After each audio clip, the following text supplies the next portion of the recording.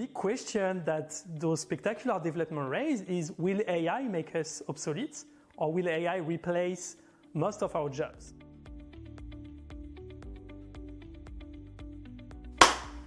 In the past 2 years, we experienced very spectacular improvement in what AI can do, and in particular what generative AI can do. You can think of tools like ChatGPT, Copilot, or Midjourney.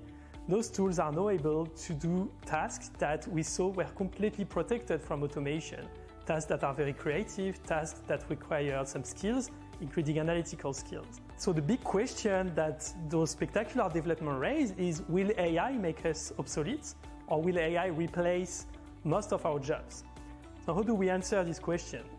The way we answer this question is we look at separate occupations and we define occupation as a collection of tasks.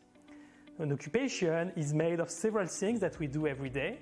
Some of those tasks are highly creative, some are very repetitive, some are very important for us, and some are very important for our employee. The way AI is going to compete with human is not at the occupation level, it's at the task level. So each separate task is more or less likely to be exposed by artificial intelligence based on what exactly this task is. What we did is that we collected information on 17,000 tasks. And for each of those tasks, we look at the description and we assign a score of how likely an AI will be or is actually currently capable of doing the same thing as a human, or even better than what a human would do. We did that for all the occupations in the labor markets.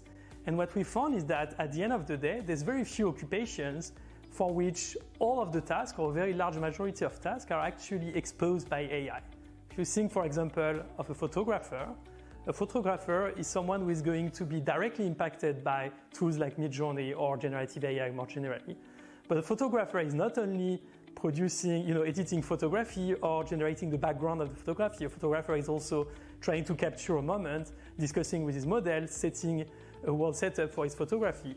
All those things are tasks that are very important for the occupation as a whole, photographer as a whole, and it's not likely that AI is going to be efficient as automating all of those tasks. So at the end of the day, when you test this task-based approach, you realize that there's not so many occupations that are going to be directly threatened by AI. So we found that 20% of those occupations are actually exposed, but it's likely that not all of them are going to be replaced because it's maybe too costly to do so. So at the end of the day, we think that the aggregate effect of AI on the labor market is not going to be dramatic in terms of how many jobs are going to be destroyed, but the impact are going to be very important in terms of what will be the nature of our jobs and how this will change the way we work and the way we organize our different tasks. At the end of the day, it's also likely that AI is going to create new opportunity, increase the size of the economy as a whole, and so generate new jobs and overall have a positive effect.